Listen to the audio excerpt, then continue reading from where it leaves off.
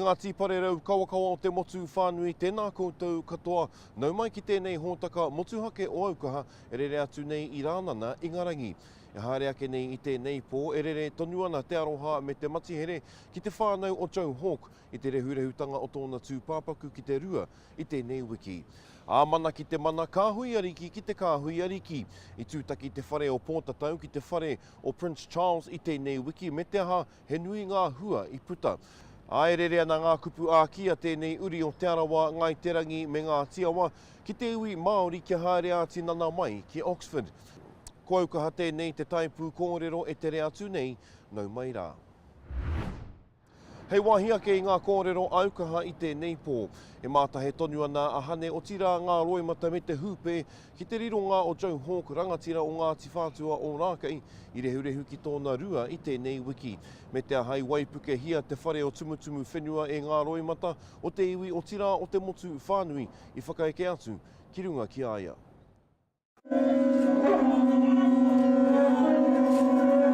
I te mate rānei, I te ora rānei, kai te wāwāhi taha a Joe Hawk, no reira he hoki ngā kāinga, he hoki ngā one one.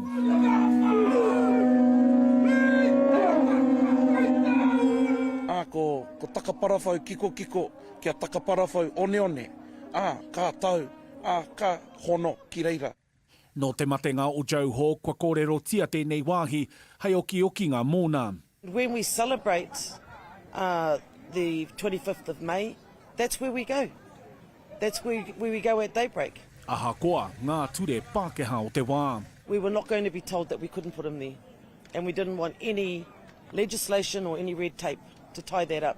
E hariko ana te ngākau, I puta tēnei whakaaro, I te tīmatatanga o tēnei hui. Ka rehe wāhi ko atu hei takotoranga mōna. E ai ki te pōtiki o te whānau Hawk, kua kōrero tia ke tia e te iwi, te hia ke whakatahi a te whenua nei, hei uru pā. That's been the wish of our taumata and our people for quite a while. Basically, we're running out of room down below. Ai te waiata reo rōreka nei a te tangata nei, ka haere tonu te whawhai mo ngā tīwhātua.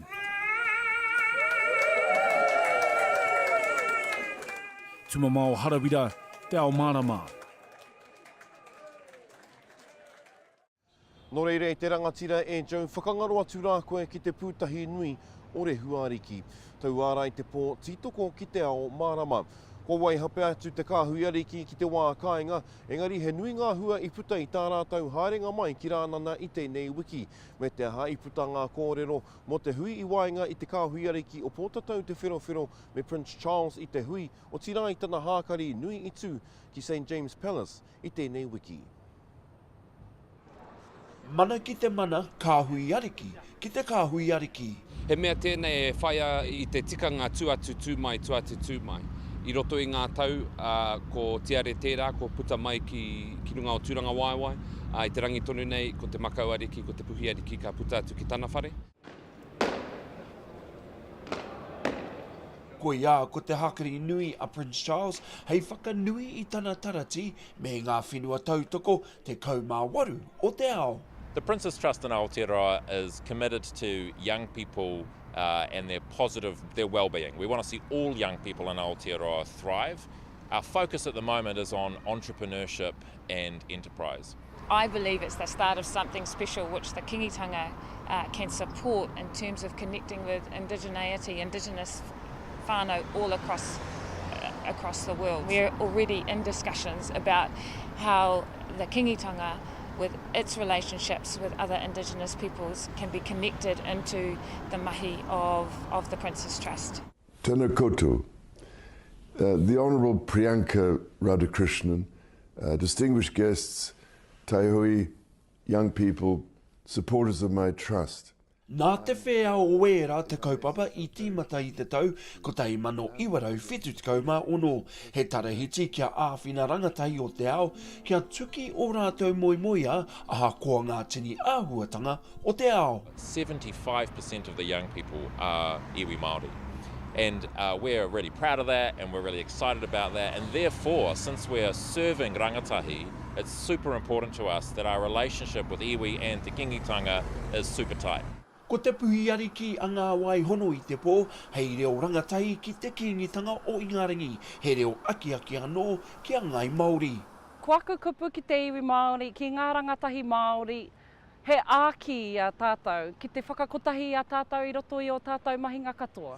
E whahaura te roa o tēnei kaitahi, engari nā te tapu o tēnei hui whakahirahira, ka huri te hunga pāpāho i whakaitia ki roto i te whare o St. James i tēnei pō. I rawe te pō, ko te makau ariki me te puhi ariki te manuwhiri tuatahi, ka tūtaki atu ki te piriniha, ka kōrero tahi rātau, kua kawea mātau i te reo o Kingi Tūheitia, kua tuku taua reo motuhake, mai tana whānau ki aia, kua hui whare ariki ki te whare ariki, kua ea. Neke mai. Hei a pōpō ka haere te kingitanga ki te tahi tuku taonga a te tarihiti o wheao tiare. He roni waikato atu i Rānana, Aukaha. Hei whaiwhai ake i tēnā pūrongo, ko tahi rau 38 tau ko pahemo, mai anō i te tāinga mai o Kingi Tāwhiao ki konei ki Ingarangi i te tau ko tahi mano 884. Ko te matua i tērā wā he whai i te mana motuhake me te tinoranga tiratanga o te iwi Māori. Ai kōrero motuhake Aukaha ki te puhi ariki ki a ngā wai hono i te pō, mōna e whai nei i ona tapu wai.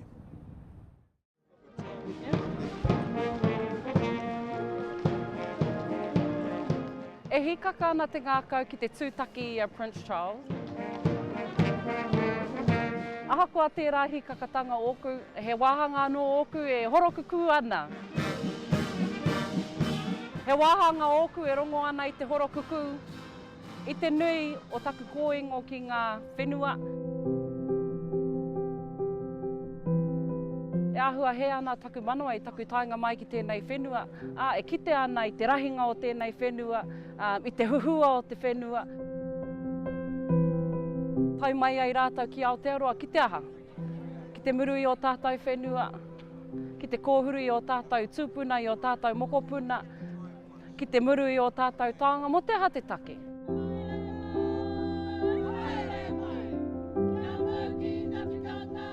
Paku mōhiotanga mo te tainga mai o Kingi Tāwhiao ki tēnei whenua. Ka hoki anō rā ki ngā pakanga whenua, ki ngā āhuatanga i mahutake ai i te wā i a rātau mā. Te murunga o te whenua, te take, o te anō, ko te whakamana, te krauna Pākehā, i kotahi mai ai, i raro anō i te tiriti o Waitangi. Tahirau 81 tau, tātou te iwi Māori, e whawhai ana mo te whenua te take. Ka hoki anō ki te wāia Kingi Tāwhiao i tōna tainga mai ki konei, koia tonu te kaupapa. E kite ana kei konei toni mātou, e ngana ana, kia whai wāhi atu ai tātou ki o tātou whenua ake. Kia aroha mai koutou, te krauna Pākehā, kia mātou te iwi Māori. Kaua ko te iwi Māori o Aotearoa noiho, engari ko ngā iwi Māori puta noa i te ao.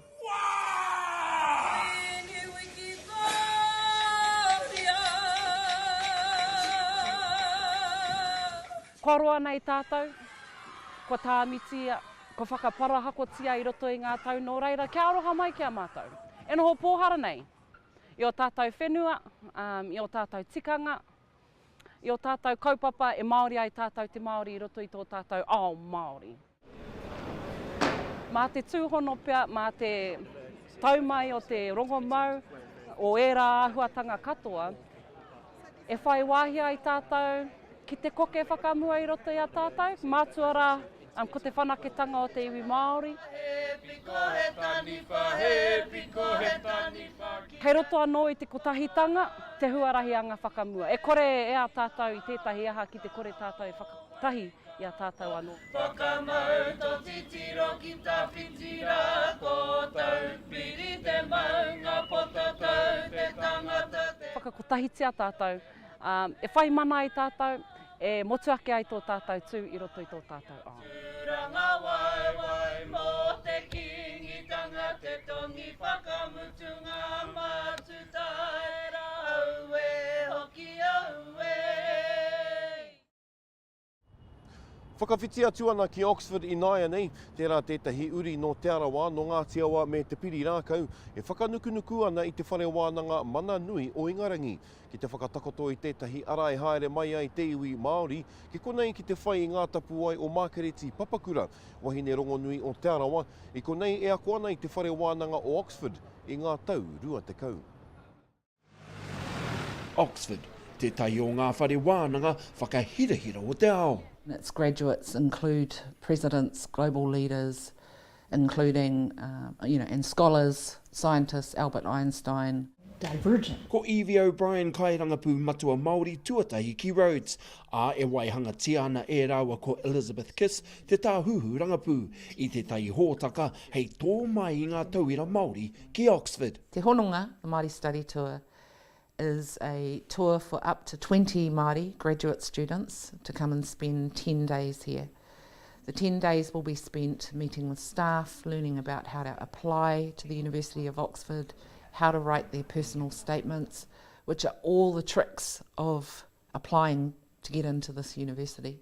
I am so excited about having more Maori students in our Rhodes community and in the Oxford community. Every time we bring greater richness and diversity to the table of our scholar community, it makes the conversations richer and deeper. It brings new perspectives. Ko Makareti Papakura no te aroa, te tauira Māori tuatahi ki Oxford, i ngā tau ko taimano iwarau rua te kau.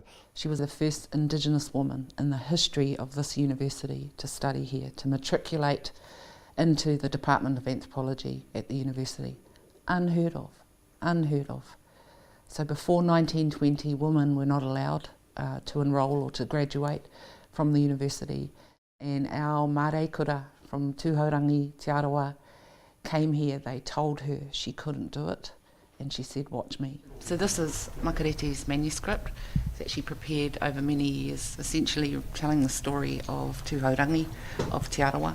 She never completed it before her death. From the time I landed here, it was very surreal, and I felt her presence. The roads in Oxford are cobblestone roads that are hundreds of years old.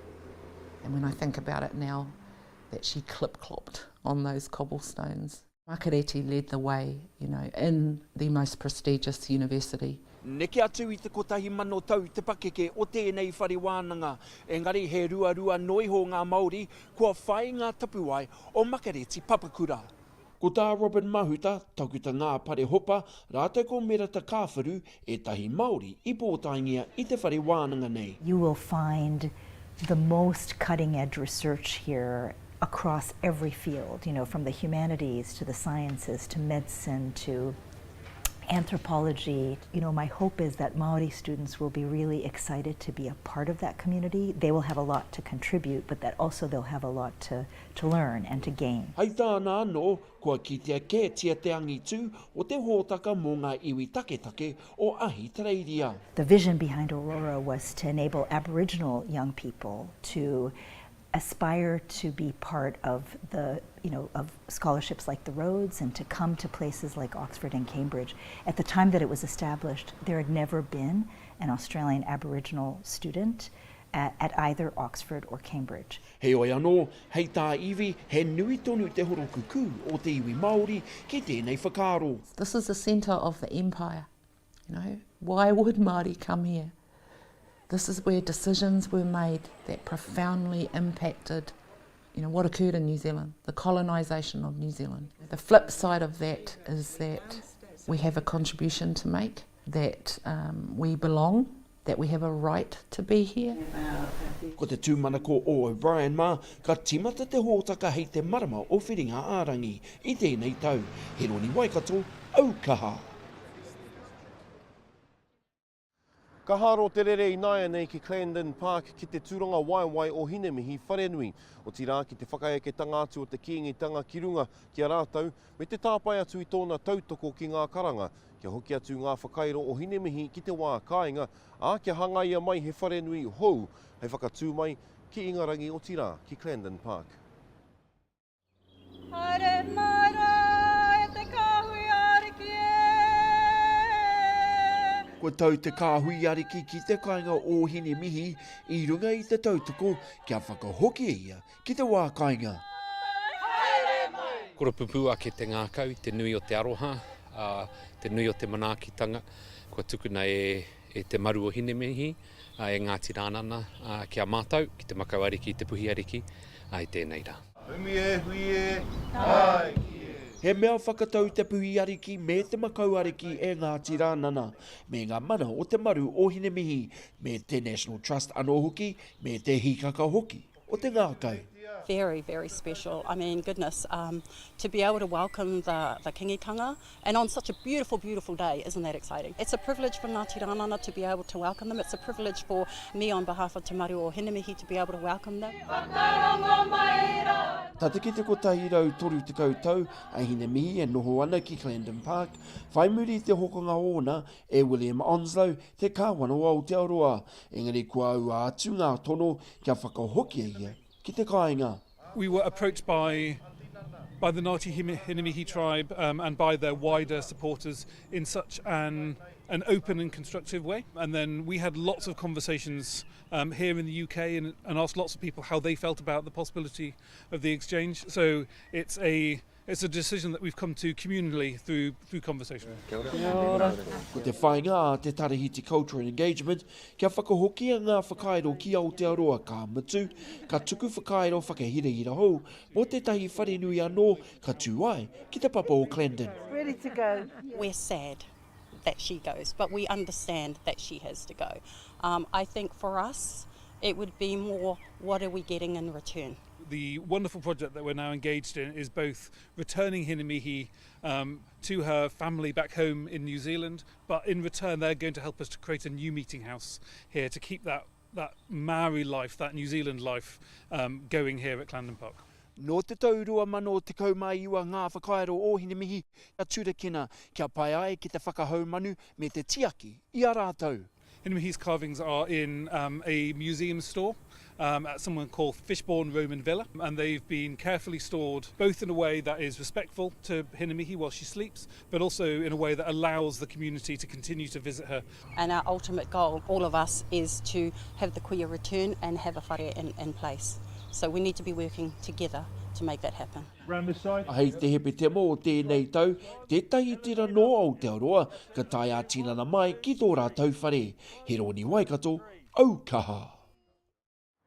Kāti ko tai te wā kia hokia no te aro ki te wā kāinga, me te hae tīmata na ngā mahi whakariterite mō te hararei nui o matariki e kainamu mai ana. Ai kōrero tahi māua ko te tohunga kōkōrangi, rere ata mākiha mō ngā mahi nui, kei tōna aroaro. Hoi anō I te rangatira, e rere ata e mihi ana ki a koe I te aranga mai o puanga o matariki I te pai hei ngā wiki e haere ake nei. Me te aha, I te aranga mai o matariki me puanga ka tino poke a koe. Koe o tēnā koutou ngā tohunga kōkōrangi I ngā hia o te wi. Ko te tehe o ngā kaupapa nui kei tō aroaro ko te rauenga. Whakamārama hia mai te ito oe nei wānanga. Ko ngā wānanga haere ake nei, I a heitia nā runga I te whakae tanga mai o te kāwanatanga, kia weha he rā e momo hararei ne, mō matariki puanga. Koe nei I taku mōhi o te tuatahi o ngā hararei Māori, ko whakae te e ngā kāwanatanga I tō tātenei roanga ki te mata o tēnei whenua. Nā ka tīkaro hia mai e tahi pūtea, mai ngā pūtea te kāwanatanga, hei āwhina I ngā kaupapa putano I te motu. E nei kaupapa I haka turengia e te komiti. Tuatahi kia kaua e pera me ngā hararei Pākehā nei, ana ko te mahi he haere ki te poro haurangi haere, ki te haere wera momo mahi kuware, engari me āta noho ki te āta whakaaro, te whānau ki te hakarite, ki te whakatau I warate nei mahi mo te tau kei mua I a rātu. Ne, tuatahi, whakakapia te tau tawhito, tuarua iho whakatūwherahia te tau hou I runga rā I ngā hia I ngā wawata, I ngā moe I ngā ngā kitenga, ngā tirohanga hoki o a tēnā whānau, a tēnā whānau, a tēnā whānau. Koe rā te kaupapa. Ana whakamārama hia mai te ngā hia rere ke o tēnā hapori. Pehea nei te nui o te hia kai o te iwi ki wenei mātauranga i nānei. Ena hoki anō tāua ki ngā kōrero te tuia ki te rangi, tuia ki te whenua, tuia ki te moana. Nā ke reira te wehenga o ngā hakaaro o ngā whānau o ena rohe. Wetahi hia hiana ki te hoki anō ki te tiro whetū, he hanga mahi a ngā whetū, I pēhea I mahi e ngā o tātou nei tūpuna ua whetū. Nā he toko maha tunu e hia kai ana ki te rā e rā mumu mātauranga. Nā ke ia mātau e tahi tāngata tino mātau ki we rā mumu kōrero. Nā ko we tahi ka hia hea hanga mahi o rungo te whenua. A te wā huake nei a puanga nei ki te pai o te rangi.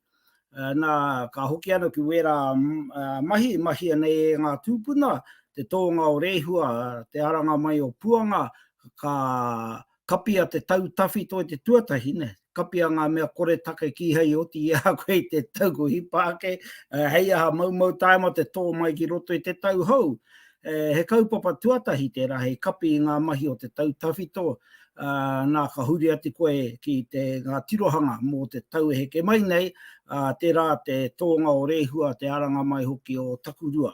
Ngari ko etahi e haka mahi ana ia matariki.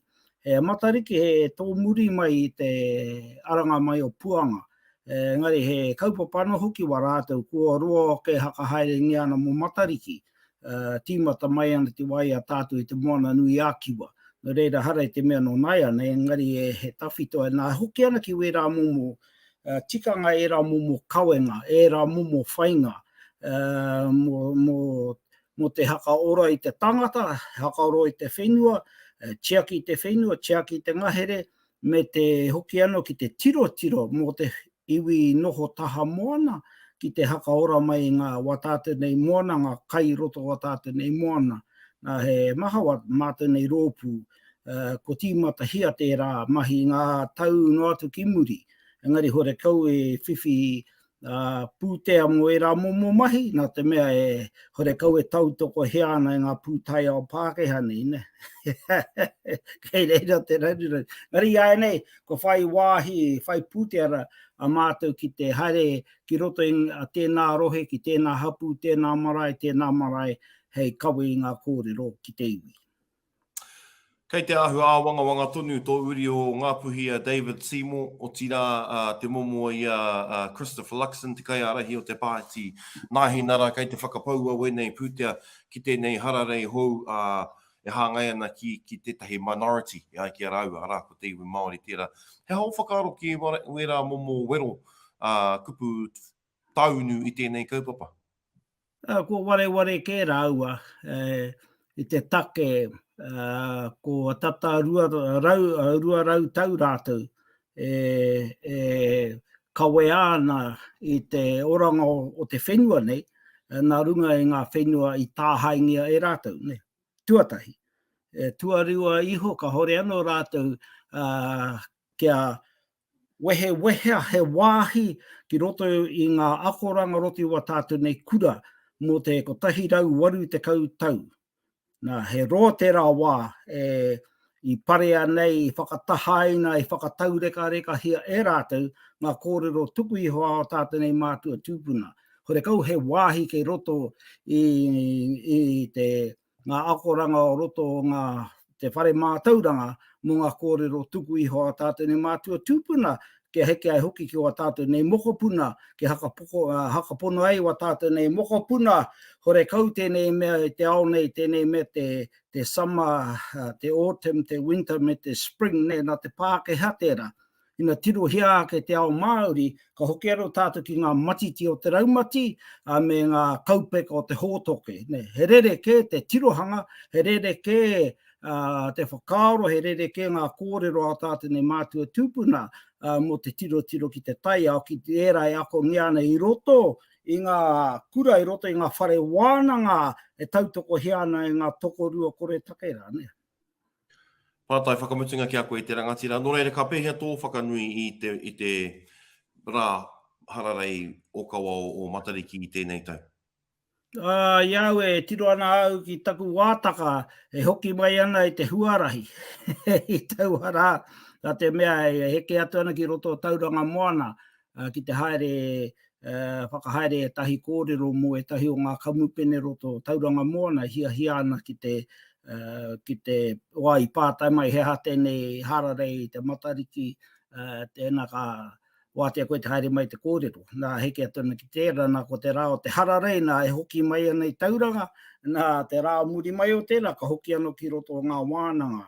E tata ki te rua te kau ngā wānanga e hakahaere hiana i te roto te taipūkōrero anake, mai te paunga te marama o mei, tai atu hoki ki te ngā rā waenga nui o te hurai. He tata ki te rua te kau ngā kaupapa, neke atu pea e whakahaere hiana. He tohu tērā e tino ora ana te kaupapa e te rangatira e rere ata, nō reira e mihi nui ana ki a koe wēnei kōrero, me te tūmana ko hoki ka whai taima koe ki te whakatā. Eha tēnā mea te whakatā. Mate te tangata nā, ko whakatā koe, kore koe e hakahoha ngia muri ake nei. Tēnā koe. Tēnā koe. Hei whakatepe ake i ngā pūrongo Aukaha i tēnei wiki, ko te whakareura i ngā kōrero me ngā mahi a ngā mātua tūpuna te matua o te wānanga whakao tāki timu i tū ki tū tere i ngā marae i te puna i tēnei wiki. Anei te pūrongo a Makau winiata.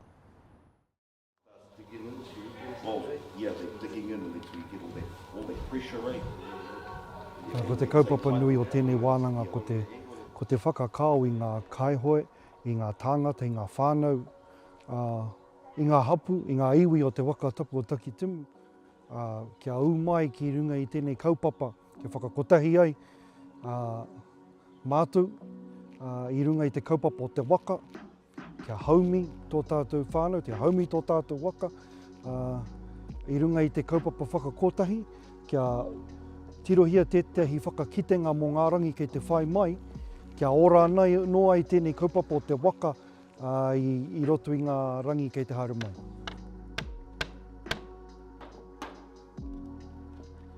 Ngā mahi kone i tēnei wānanga, ko kei te ako mātou i ngā whitiki, i ngā haere. E here ai ko te rauawa ki te tākere o te waka. He wāhanga nui tērā, nā te mea ko te rauawa, te o ngā wāhi tapu o te waka, me tika tōna here ki te waka, kia mau pai ai ko ngā kōrero, ko ngā whakapapa, ko ngā pūrākau. Mā roto mai i te wānanga, ka rongo i era momo katoa, nā reira kei te ako mātai ki ngā here, ko ngā kaha, ko ngā Aukaha, tai rawa atu ki te here hoki ngā taumanu, ki runga i te tōna waka, ka haere atu ki te waka o taki timu i raro iho nei, ki te here i a mātou rauawa ki runga i te waka.